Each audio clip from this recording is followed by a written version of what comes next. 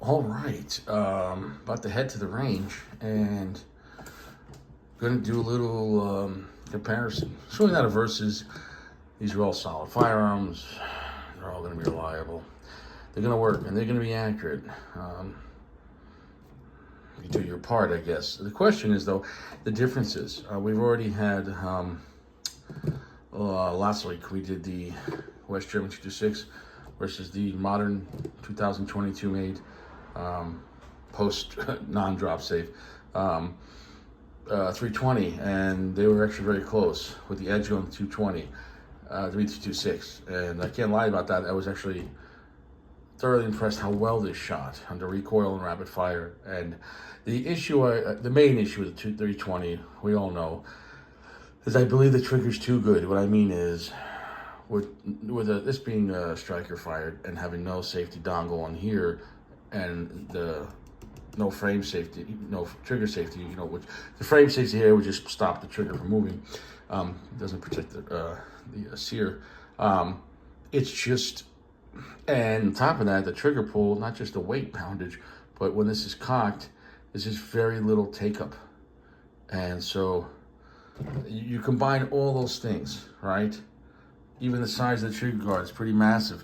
So, when you're in people are putting this stuff in their holster and they're riding it like this, I would make sure it's up here or not even on it, but don't ride it here, because right here, even like the middle of my finger is like rubbing against the side of that trigger. And unlike every other striker fire, there's no safety on that trigger with the dongle. So when you're actually shooting it, man, it makes it very accurate, because when you pull that trigger, there's no play from the length, and there's nothing riding your finger in the trigger or slapping it. So it's a well-made gun. Now I'm hoping that I got one late enough that no issues with any kind of shit small parts, which they had a lot of issues in the past. With some garbage quality control going back to 2015, 16, 17, even 18. There's a lot of those guns out there. This being more modern, 2022 made, I can't say that after putting a couple hundred rounds through it, it ran like a top. And but now we'll see how it holds up, from a couple of months or a couple of years of shooting. The point being is, I still, looks wise and handling, the West German 226 is the king. But when you're finding these for $250 to $300 in mint condition in the box with mags, for a range gun or a backup to the backup, like I'm never going to carry this, around in the chamber. So I'd carry anything else. So I'm just not taking the chance. Even though what's a more newer one, you shouldn't have any problems. Probably not. But it's depending what holster you put it in. There's just no room for error.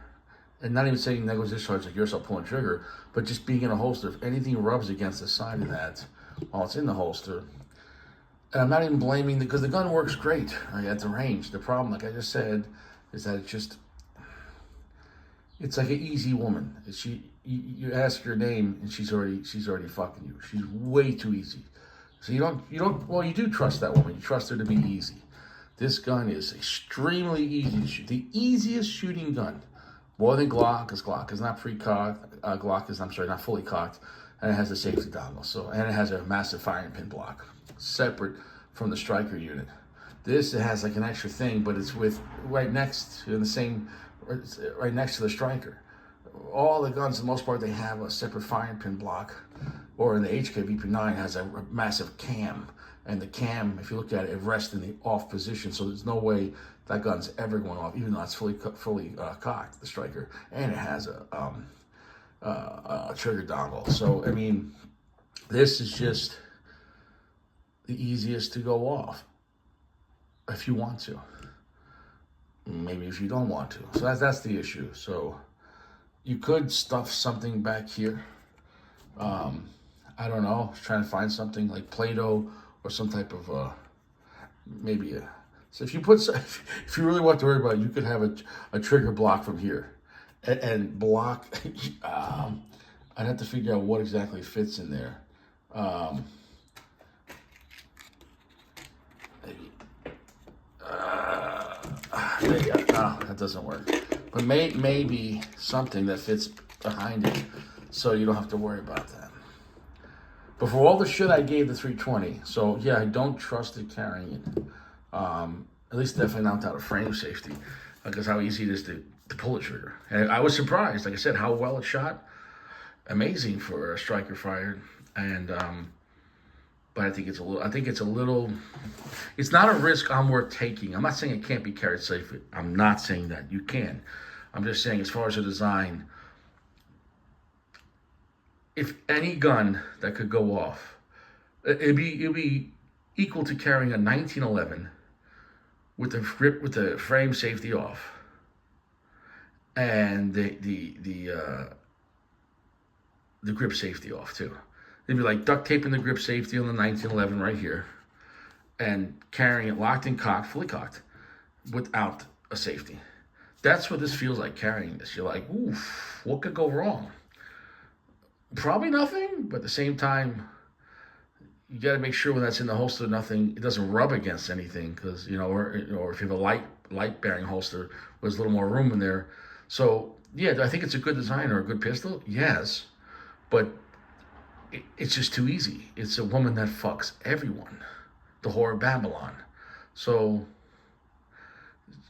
if you understand the gun, that it's just so easy to go off, are you willing to take the chance to carry it? I don't mind it for an extra gun in the house with just a loaded mag in around the chamber, sitting there on a desk or the nightstand. If you need it, okay. But to leave it loaded there, because even as soon as you go near it, there's no forgiveness. The trigger pull is too short. These are not loaded. The trigger pull is too short, and it's such a nice, crisp, light trigger, which is very nice to shoot. But there's just no. And I'm not saying people say, "Oh, keep your finger on the trigger," and I agree with you. But even when you're handling, even if you're not around the trigger, people might grab it and their fingers just on the side of the trigger. Well, that might be fine with this and this. It is, you pick this up, if you're on the side, you saw you're on the side there, but like that, even if you rub against it, no big deal, because that first pull is like probably 8-9 pounds on the double action, single action. On here, you're right. If you ride the side on that, no, I would definitely not. I would, no. Keep it up here. I wouldn't even keep it down here, because this trigger is, it's too easy. And then we got the SP22. This I just found. I didn't find it in a sense. I found it. I got it at a store used. Went for a gun field day and found it at a place very cheap. This is brand new in a sense in the box. I got it with a bunch of magazines, and it's in brand new condition. I don't know what year it's made, but I believe it's more the newer SP22s. Solid build, and I was checking the slide frame to finish, so it came with night sights, and I picked this up for under $3 with a bunch of mags and a holster. So you shop around in the used section, you could get stuff. Dude, I picked this thing up for was it under $4? Dude, this was the greatest deal of all time. A 226 West German. The person who sold it didn't know what they had, and the store didn't give a shit. This for $3.99. Like you're whatever, somewhere around there. Hey, you're out of your mind. You're out of your mind. So, that being said, that's 1990. So, I'm going to compare all three, and obviously it's not a direct comparison, but it is. And in reality, it should be this way, because 226 was first in a sense, really a 220, but still, this is still a 220 that's double stacked. Okay, because the original 220 came in 9 and 45 and were single stacks, and then 226 was just a double stack. So, and then obviously this was the progression to making them cheaper with a polymer frame. Although this gun gets way too much shit as it's the poor man's Sig. I don't see that. My father, I've shot his at the range many times. This is not exactly garbage at all. And the stippling between just the polymer, the stippling, you can see, dude, like, this thing will rip skin off your hand. So this is much deeper and stronger stippling and more grippy.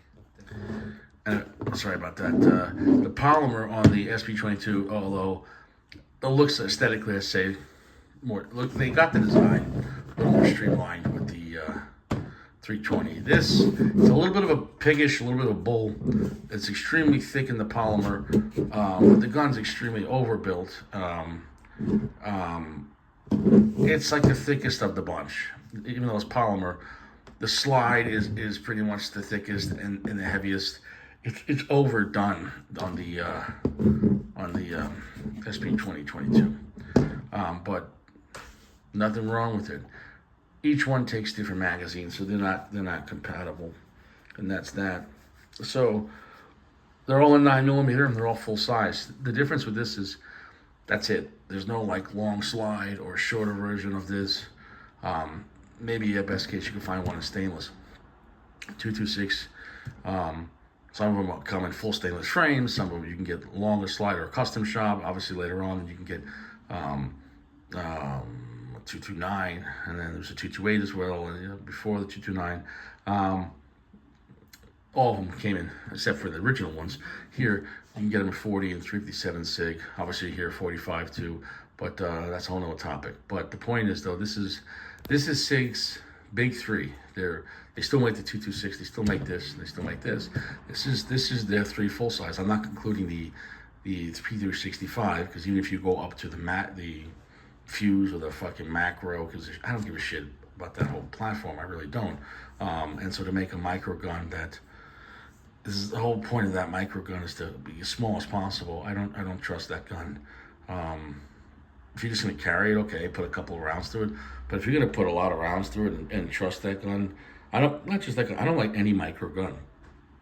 But your tolerance is to be so small. How is it gonna be as durable as full size guns? It's not. Because you're shooting the same cartridge, especially if you start going to plus P. There's no way a gun with such small mass is gonna last as long through use of shooting. Most people don't shoot their guns. Maybe a box. So if you're going to shoot your guns on a frequently basis and you're carrying a tiny little micro, in my opinion, I wouldn't trust my life with that kind of platform. It's not worth, for me, no. I'm carrying full size. I don't give a shit. It's full size. It's full size. It's full size. It's full size. This is about as small as I'll go. And this will be full size. This is heavier than any of these guns here. And that's a single stack 4516-1, which is, like a small version of the 4506. But that's a this thing is a brick. Oh, Daddy wants to say hello. Yeah, that's the 4506.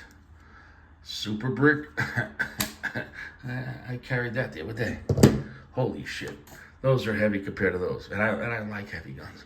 Anyways, we're going to see how they compare and contrast. I'm not going to put as many rounds as last time. I'm only going to do about maybe 150 rounds today. But I'm going to do a lot of slow fire and see tight groupings to see what they can do. I will do one mag dump for each. You know what I'm saying, though? But I already know these things shoot great at mag dumping. So maybe I'll only do mag dumping under this. And since I'm not dumping 300 rounds today. But it is what it is. Hope you're doing well. But this is the three main Sig 9mm full size. Because what else do they have in full size? You have a 226. Obviously, a 229, but still this would be under that lineage. It's a shorter version. This is only one version of this in 9mm. And this is the full size. Obviously, you can go shorter, but still under 320. You can get in compact or whatever. But the point is, this is their three platforms. And yeah, the one that makes me nervous is the 320. Because, like I said, it impresses me how well it shoots. But also it makes me nervous. The 320 with no grip safety and no safety dongle, at least if I had the grip safety, I wouldn't have to worry about it in the holster because there's no way you could pull the trigger. And I think the internals on the new ones, they've kind of figured it out. Obviously the issues I think were when you had parts from the 10mm and the 45 possibly being put in accidentally or intentionally in the 9mm versions. Those parts are slightly larger and then they're out of spec and then they can go off. The problem is you don't know if you have that. But being that this is all in factory condition with the factory box, everything matching up, and I'm looking at it and there was like barely shot. This wasn't like, if you get one that was some like shooter's dream, some guy with a red dot and a light and a bunch of holsters and mags, you know that guy was shooting the shit out of it. And he might have tinkered with it, especially if he has a custom slide, this and that, and putting in mag wells and a custom trigger. Like, you're like, okay, this guy definitely. I would not buy a used Sig 320 that wasn't stock. You know what I'm saying? Especially if it was used a lot too, I wouldn't. Because you don't know what they did to it. You know what I'm saying? No, I wouldn't. I don't care what the price. If it was, I don't like any used gun if it's not stock to begin with. But on a 320, hell no. Absolutely not.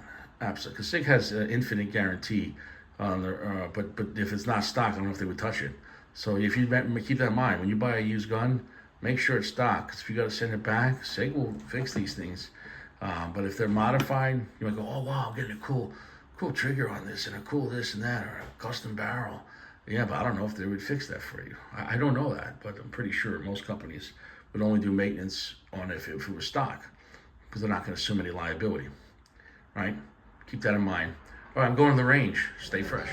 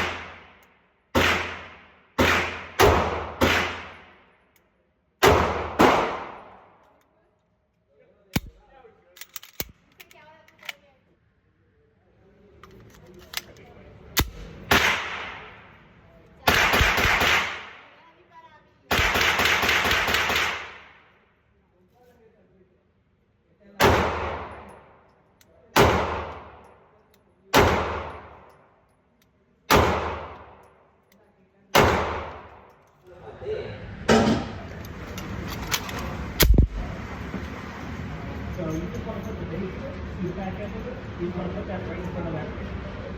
See how he's like a ramp? Yeah, you get to push it forward.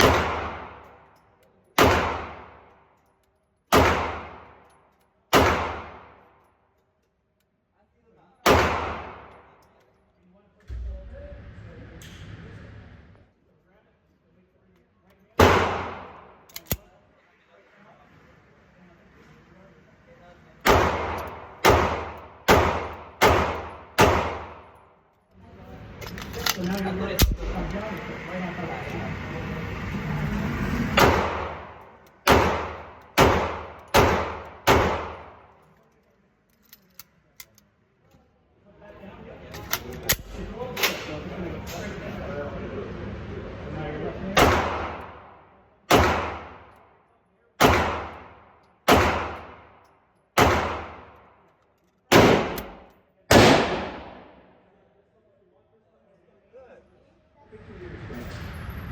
I'll take this, and I do the picture. Well, range went exactly like I expected. The SP22 was completely reliable. Nothing broke. And nothing bad to say about it. It shot extremely well. How it fits in the genre between the three, you know, if you close your eyes and you're shooting them, and the way these three pistols operate, the accuracy was very similar. Although the triggers in each are a little, you know, different, obviously, because one's striker, these two are double action, single action, but even then. But in theory, only the first shots on these are double action. After the first shot, I can't cock it with one hand, anyways. Basically, these guns, the double action is the safety when you're carrying it, and then after that, it's in party time. So when these are in party time, they all have single action triggers. So if the first pull on these guns, the heavy double action pull, is the safety, because the hammer's down and you need a longer pull, basically, so you know, you have to have a great intention for that to go off. If this is, so now these are in single action, but you don't carry these in single action because, well, it's dangerous, it's fully cocked, right? And there's no safety.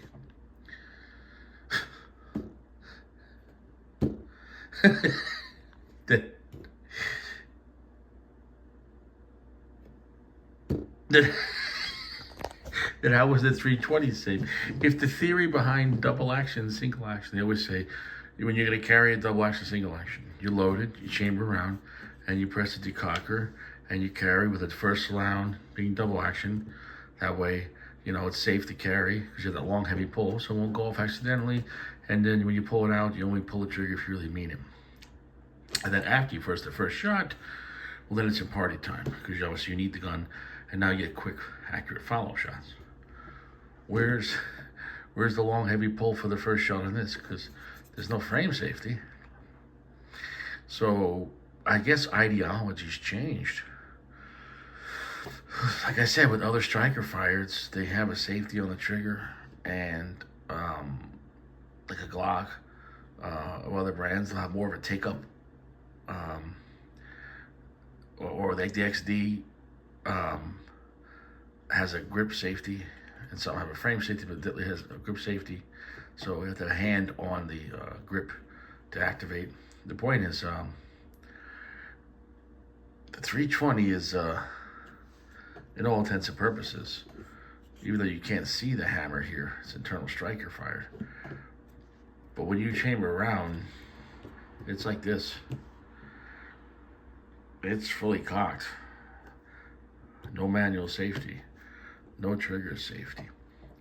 So the question is, if the 320, the question is this, is the 320 just really dangerous? It's not unsafe because clearly people carry it, but or are these just too safe? Like, if the 320 is safe to carry, because remember, this is single action only, no manual safety, no dingus, ready to go. The only thing that stops it is just don't pull the trigger. Well, then why don't we carry these like this? What if double action, single action is no reason? Just skip the double action, and you don't need a safety. Carry it around in party time. If it's, my whole life is, no, you decock that when you carry it. It's not safe to carry like this. If that's the case, how is this safe? Answer my question.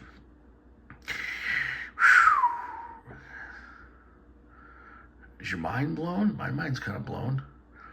You know, no, when I carry these, I'll decock them. I'll carry with the hammer down. And there's no way to decock this. So, what I talked about before in the previous 320 video, is this a good gun? Well, it works great. It's very accurate. All three, at the end of the day, you're going to do the same job. All three have very similar groupings. When I like the way it shoots the most, like visually and in my hand, the 226 is going to be the king. What's amazing about the 320 is, though, the price point, especially with the used market. But even like brand new MSRP, you can get these around $5 for base models if you want red dots and night sights and everything else, and more fancy frames and whatever you know, and you can get up there. But to find these for like $275 used, like if essentially we do the same thing, I'm content with that. So in between you have this. This platform is taking more of a hit right now psychologically, and for maybe some good solid reasons. I think the new ones, this is a 2022. I think by then they corrected any issues they had, but remember they started around 2014 or 15, and they had some serious issues. But if they corrected the quality control and prevented those issues, clearly I have one. I just won't carry it though. Unless it was my last gun, I wouldn't carry it. If it was the only gun I had, okay, I'd carry it. But essentially, when you're carrying this gun, it's in this condition. No manual safety, and the strike is fully cocked. And this is clear, nothing in here. The magazine. Let's see how much pull. All these weapons are clear. How much, not just the pound of the energy, how hard is the pull, but how much play, like, I'm saying, how much trigger, how much travel. And not just for saying when your finger's on it, reholstering, or if but when it's in the holster, if something got to it or bumped into it or somehow got between your holster, or where you put it in your holster, put it in the holster and your shirt gets in between, is there enough? So let's see how much travel. Let's see here. Already at the wall. Not much. We're at the wall. It's not much. How much travel on here? I have big hands, so these are full-size guns. This is almost a 5-inch barrel. Like my hand, I could put this gun between my hand and just carry it around like a fucking pancake, or I don't know. Anyways, here we go. Here's my pinky one. Oh, fuck. Here we go. There is some take up. There is some take up. We're at a wall. But this wall is definitely a heavier pull than this. I can feel it. We're at the wall. Oh, okay, so we're at the wall. And then I can feel right there. See, this is the slop. And right here, I can feel it.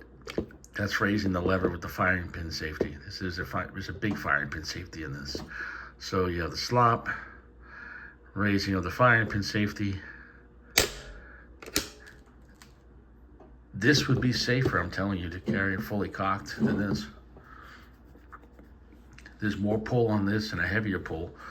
So fuck it, guys. I'm not recommending it, but let's see in here. My hand's too big to show. Shit. Yeah, even more to look. The distance from the beginning, and this is in single action. There's still more travel, but the slop, in a sense, the travel is the smoothest on this. So it's almost no pressure too, but the distance is a good thing. You know, so if you were carrying it like this, I'm not saying two, but obviously, if these two are too dangerous to carry in single action because there's no safety, then what the fuck happened? I mean, we just say, hey, you could carry in single action with no safety. Fully cocked. This is fully cocked, ready to go. Let's see. At the wall.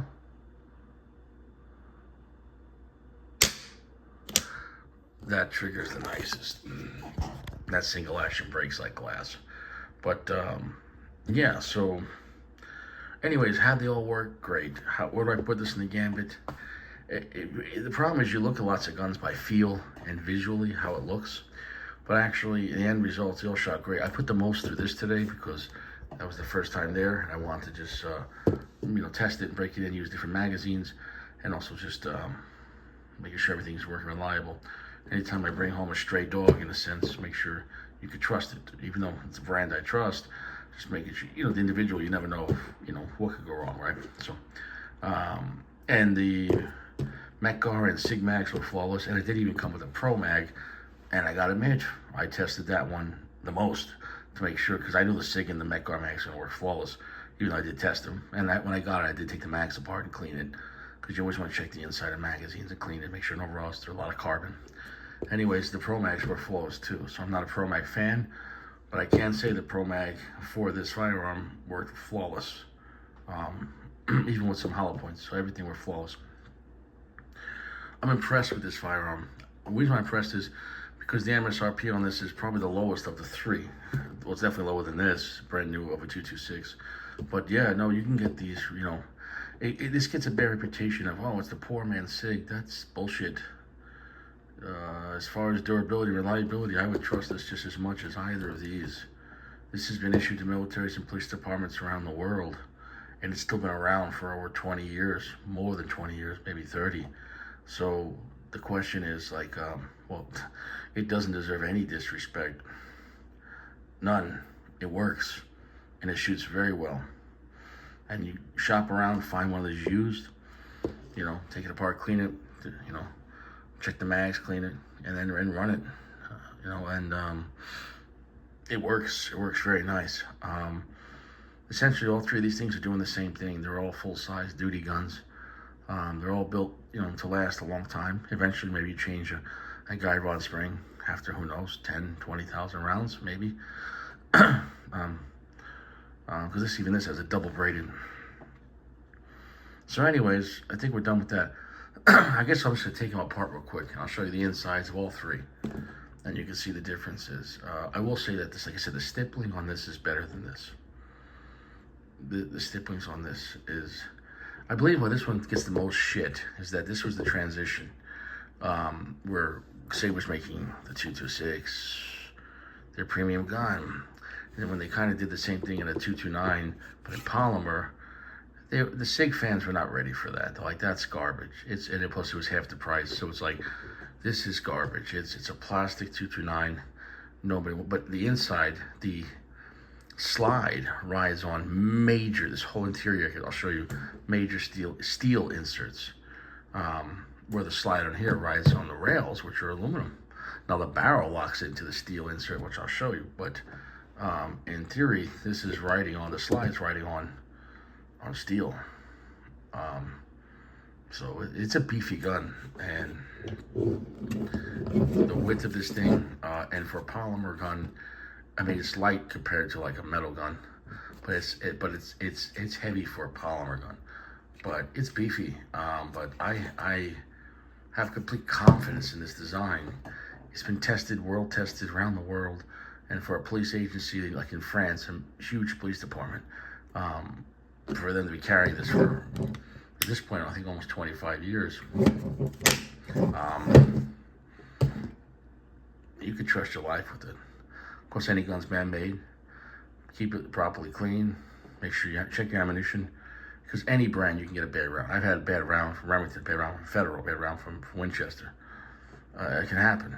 Winchester's the most though, and I also think this Winchester turns out probably the most fucking ammunition, and so anything can happen.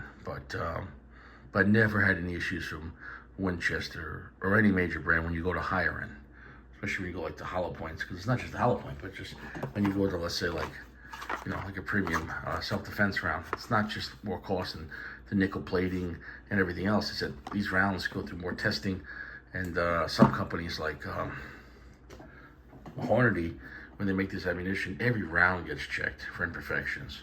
So, I mean, you're gonna have better primers, better cleaner powders, and just overall inspection where that's what you're paying for.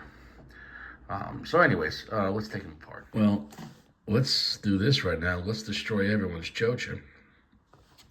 Here we have the classic West German, which this is a piece of stamp steel, and they bend it. And this part here, the whole trunnion, this is an insert, is pinned in there, to that pin there. So basically, the slide is in a sense a shell, picture like a taco. And the meat, they stuff this insert in here. And the piece of it, you can see the insert there. So this part here, so basically when the explosion happens, when the chamber pressure, when the round goes off, it's going off in this much harder steel here, in here. And eventually, if this ever wears out or breaks, you could replace this instead of, let's say, the whole slide is done, you know. So that was interesting, in a sense, a modular slide, if that makes any sense. Pretty cool for late 70s, early 80s technology, you know, starting with the 220. But here, obviously, the finish on this, and not that I baby this gun, but every time I carry it, I do wipe it down with some Rem oil, keep it nice. And I'm not abusive in the holsters I put them in. And I'm not going to put this in like some type of straight, hard plastic Kydex, you know, have like a holster that's, even if it is a type of polymer holster, it's like leather lined, and treat it nice, because it's 1990 and it's classy. Here we have the fucking SP22. Let's give it to it. It's the beefiest of the three. Holy shit. Look how much steel they had to mill out to cut down weight, because this was a 9mm. Clearly this thing was built for 40 caliber and 357 Sig, and those would have less weight or no weight taken out of the slide, you know, and same thing here, but clearly less weight had to be taken out. This look at the width on this thing, and this is the shortest slide. This is a sub 4-inch barrel, see, but you see how this is the widest slide. Here you have the major firing pin block. You see what I'm saying, though? Here's the other firing pin block. And look how even more steel here, more surface area.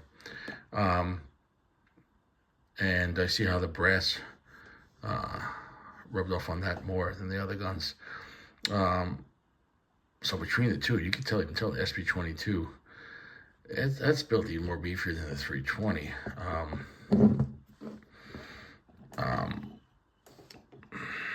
Wow. Look at even the lugs. That's a beefy gun. It's different too. Here, kind of like a cam pin, like a 1911, but it's not swivel though.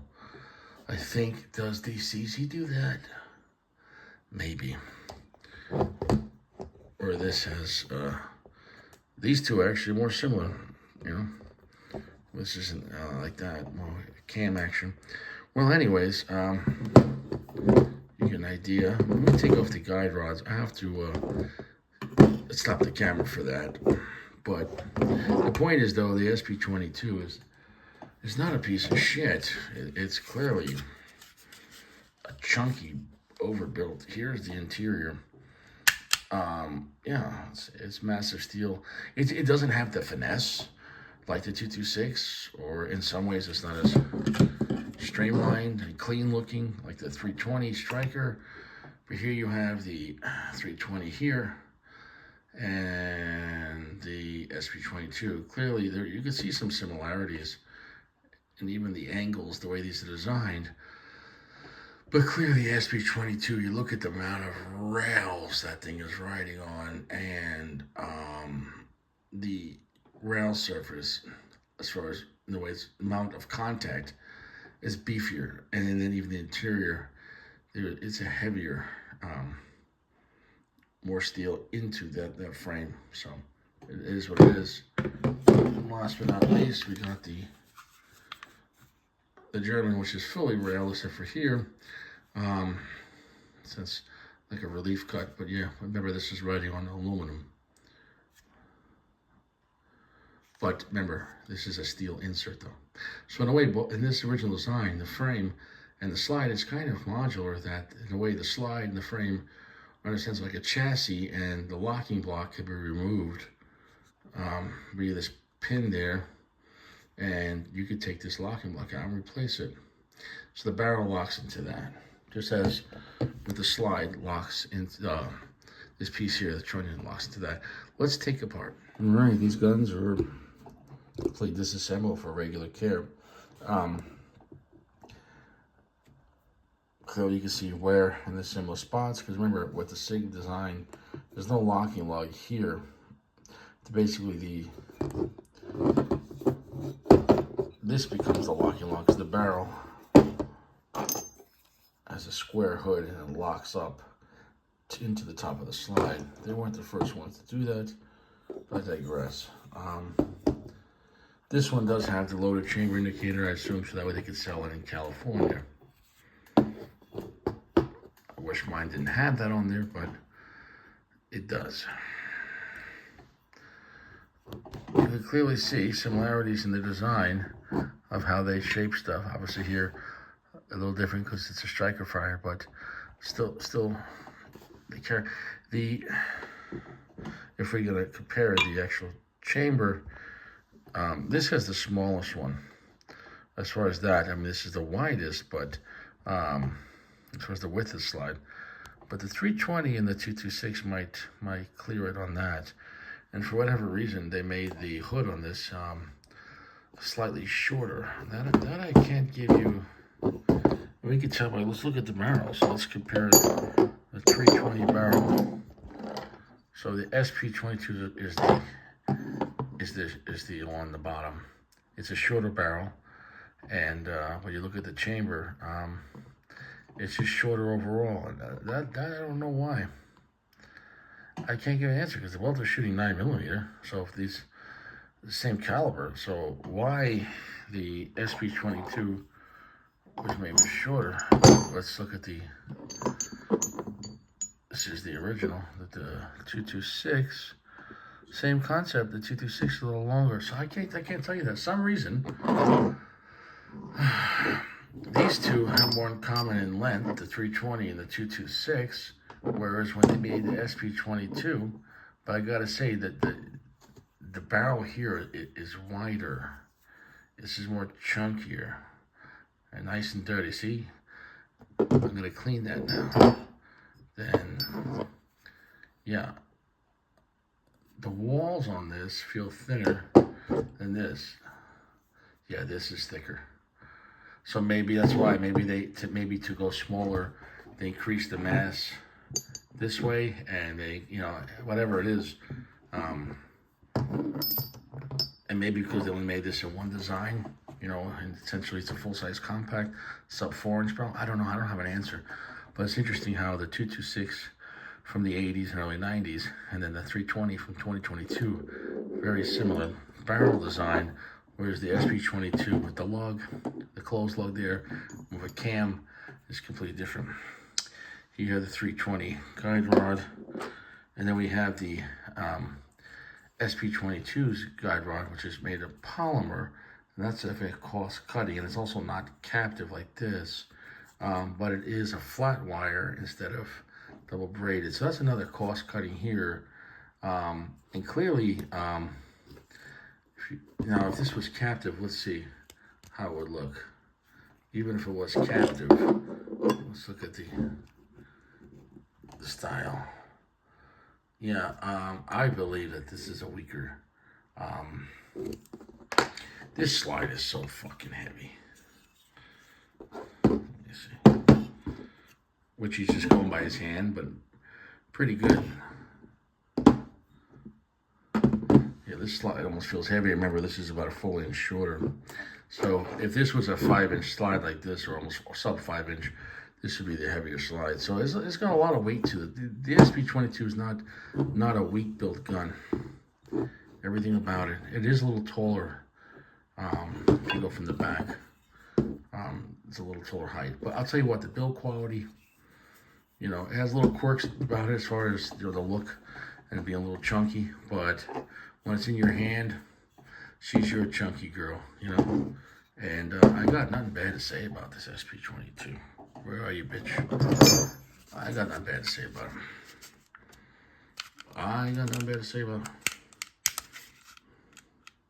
Take up the slop, and you're at the wall. Is there any more secondary wall? No, right there. We're here. Then again, let's see here. Wall. Not bad. Okay, so the same thing. What's going to lift up the firing pin block right there? See, if this was had the slide on, that part right there is going to raise your firing pin block right here. Now let's look at the 320. Where's the firing pin block? Well, not exactly like see what I'm saying though. That's where they went wrong. Like a Glock has more firing pin block, it's like that. No firing pin block up here, but in the same area, and I don't think this was on the original design. So it's got this. It's like a lift gate in a sense that when it's down, see, we can't push the striker, but if this was down, we could push the striker. See that? The firing pin can move. See that? Oh shit, motherfucker. Let's see here. One-handed. Bingo. See that? Fire, fire, fire, fire. So let's try to push it without pushing that. No fire. So this is safe because this is working. But you see how little that piece is? Which means you wouldn't need much if this thing got really dirty or stuck in the opposition, or where it catches here. See, that's the part that's going to push it up. But they should have stuck with this kind of design. Obviously, they were trying to save cost. Because these parts here, per gun, get expensive. They cost money to make. These traditional firing pin blocks are the way to go. They're the way to go. They're the way to go. This, I understand it so that, yes, I understand it works. But this, even the Glock uses you have the striker here in the back of the Glock, and you have a firing pin block over here. So I digress.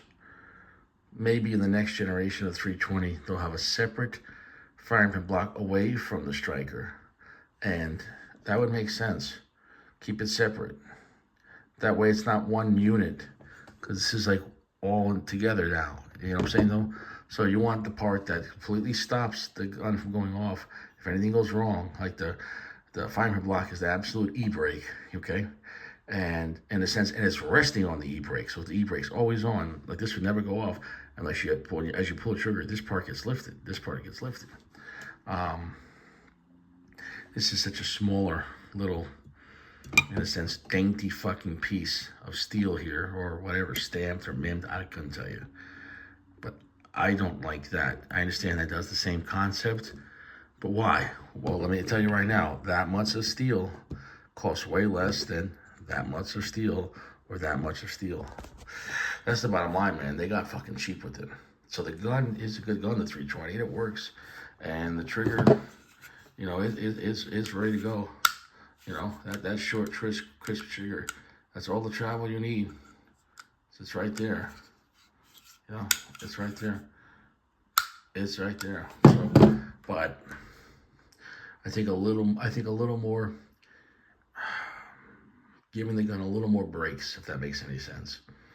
Of course, you're the main safety, you know, the way you handle it and carry a gun. That's on you. However, though, there's, you know, like in baseball, you have 3 strikes, you're out. This is like, when you have this gun, you already have 2 strikes. Because there's no grip safety, no frame safety, no trigger safety. You already got 3 strikes. So basically, the gun's like, yeah, party time. This is like Michelangelo. Party time, yeah, bro. You're like, yo, man, where's your trigger safety? Are you fully cocked? Yeah.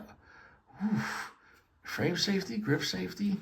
You have at least a regular firing pin safety? Kind of, yeah, it's kind of. So, is it a quality gun, the 320? Yeah, it works. It works nice. That's the problem, though. It's streamlined and cut for cost where they can, and it's too ready to go, in my opinion. That especially for carry, when you're carrying a gun, you're not shooting it. You understand what I'm saying? You're only shooting a God forbid if you're going to die or someone else has died. So almost 100% of the time, for the time you put it in your waistband in the house, get in the car, wherever you're going, leaving, whatever, you know, coming back home, or spend the night somewhere, whether you take it out or leave it in the holster, whatever it's going to be after you're not wearing it, if it's loaded, you know, more likely you're handling the firearm loaded than shooting it loaded. Unless you're at the range, that's one thing. But my point is, everyone that carries for self-defense is generally not having to use it. It's because they have it just in case. So it's more important. Yes, it's nice to have a gun that's ready to go, but it's also very important for it to not go when you don't want it to go. And so it just leaves how do I say, all the things we know about guns like these. Well, double action, single action, that first pull's heavy. That way there's no accidental discharge. You know, or 1911. Well, you carry with the grip safety on and the frame safety. And then there's a grip safety on as well. That's passive. And then a grip safety and a firing pin block. And that, you know. And then with the 320, it's like, you sure about that? Traditional firing pin block? No. You sure about that? Oh, a striker fire dingus? A safety of the trigger? No. A grip safety? No. A passive grip safety here? A frame safety? No. So, and the striker's not fully cocked, right? No, it's fully cocked. All right, so it's like running around with a bow and arrow. Then your bow is fully cocked, and there's like one finger holding the fucking the bow, and you're like, ooh, like this might go off. I mean, in theory, it's safe. I get it. It is in theory safe. I get it, but what I'm saying is it's pushed to the motherfucking max. So it's ready to go. And if you understand that, then go rock a 320, carry it. All I'm saying is the enhancement of the faster trigger, or meaning once you go on it, it's ready. Is it worth it? Versus if you carry something like this, and that first part is not going to go off unless you really want it. You have to answer that yourself. All I'm saying is that with 320, there's no mercy. Because every time you handle this, see, I did that, but how many people pick up a gun and their fingers like this? Even people that know guns, I've seen them, but then, you know, at home or at the range, I'm like, what are you doing with your finger? Oh, I'm sorry. Oh, it's no big deal. I wasn't going to pull it. Well, with this, even if your finger's just on it, but I'm not going to pull it, just rub it on it, it's gone. It's gone. Whereas on here, with that double action pull, you can, nothing's going to happen. Nothing's going to happen. Look, nothing's going to happen. You have to really pull it for that first pull. So you fucking, there's no accidental discharge with this if the hammer's down. That's homicide. There's no, man, I'm just playing around. Like, no, dude, like, you're getting a fucking exercise that first pull. It's not easy, the first pull. And that's the point. The first pull is fucking exercise. After that, it's party time. The 320 was like, no exercise. Bam, done. Done. Fucking shit. 320. Anyways, SP 2022. Solid. Fantastic. Well bit. They took some cost cutting in the guide rod. You could replace that. I wouldn't. It's not even about the weight. There's no problem with this. This design, the French police and militaries in South America have been using this for a long time. I would leave it motherfucking stock. Just signals what they're doing. Leave it stock. This piece will probably last you 10 to 15,000 rounds. Because this slide is so heavy that it springs last according to the ammo, but also the slide weight, right? So if you have like a compact gun, like a real small slide, the springs are going to wear a lot faster because those springs are working harder because the weight doesn't wear out. So with this being so heavy, the slide, and that barrel's very heavy as well, the springs aren't going to wear out as fast. Now, of course, if you're using +P+ constant ammo, everything wears out faster, but the bottom line is, though, this weight's not going to wear out faster. So when you go, something to think about when you go with very small, compact pocket guns, if you're going to shoot them a lot, replace your springs on a faster interval. Because everything's going to wear out a lot faster. I always prefer mass.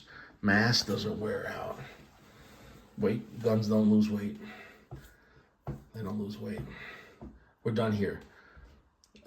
So can you trust 226? Absolutely. Can you trust SP 2022? Absolutely. And in this market, it's a buyer's dream in the used segment. Like I said, I got this, under 5, round 4. Look at that. That was a dream. But this I found very cheap. Much cheaper than that. So this I got a big value. And this I got an extreme value. Under 3. So if you would have bought these MSRP, a 226, you could spend on a new 226 over $1,000. On this, a new one, you could see around 6, depending where you're at. Cali way more. But like 5 to 6, brand new. You can get, And this, yeah. I don't buy new, man. I only buy and trade used. Save your money. I only buy at gun stores. Do everything legal. Buy the FFL. Do your background check. And don't commit any sins.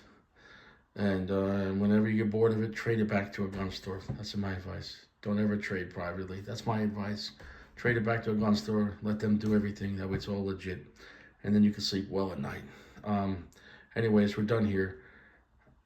I fucking love all 3 of these guns. I'm not gonna lie. Even the 320, which is fucking crazy. And it's a Judas in a sense that they pushed it too far. In my opinion, they could have held it back a little bit. And if they didn't want to make a frame safety standard, they should have just had a standard, at least a trigger safety. Having a trigger safety standard would have prevented a lot of problems. Because when it's in that holster, this whole trigger is active. When you put the dingus in here, if it was a dingus up here or down here, you'd have to pull only from one part to work. Like I said, the trigger's locked until you pull from the center. So if it just rubs against the side, the trigger would be, in a sense, locked. You wouldn't be able to move it. Like here, like on a Glock or a HK, if you pull from the side trigger, you can't.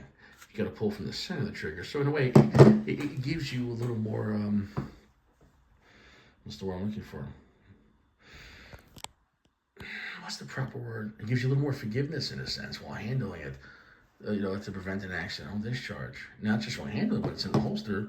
Because if you put this in a holster and this rubs against anything, like a shirt or against your belt or anything while you're putting it in, and you can see the width of that trigger is very close to the edge. So look at the finger. Even if my finger, this is not on the trigger. But look at my finger rubbing the edge of that. And if if you have short hands and your finger's right here, you could pull that. Legally I'm not in the trigger guard, but look at my finger. Look at my finger. I could pull this trigger this is in the trigger guard. I'm not in the trigger guard. I'm outside. But if you could pull this trigger from outside the motherfucking trigger guard, and it's such a light pull because it's fully cocked.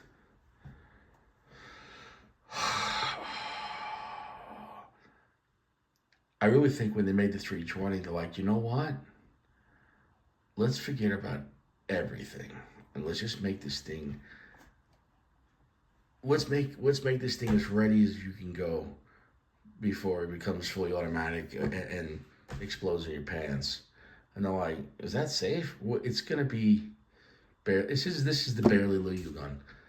This is like the girl who's like 17 in a state where like 17 is legal, and like she's 16, 365 days old, and at midnight she just turned 17, and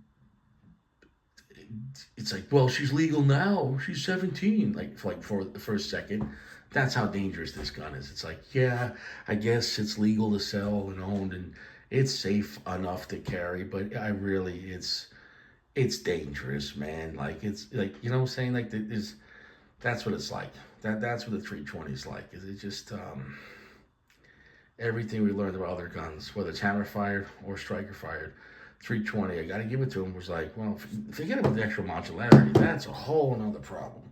And then we were using the wrong parts, and then they had some quality control, and then they had the issues with the drop safety. We got to give it to the 320 and Sig, though, for giving us so much in this anti-social world. It's made a lot of people have great conversations. It's given us a lot of great content. You know what I'm saying, though? I gotta give it to that. We're done here. I'll see you around. These Sig firearms are fantastic. Just be mindful with the 320 that I would recommend one with the frame safety. If they had both these same models, but the one with the frame safety, when I was there, I would have gotten the frame safety. But they didn't have it. So therefore, I'm not going to carry this. Not going to carry it. I'll carry these, or something else. I'm not going to, like I said, I'm carrying this today. I have 40-43. Double action only. See that? The hammer's down because you need that long pull. Double action only. Because that's in .40 caliber. Anyways, we're done here. Stay fresh.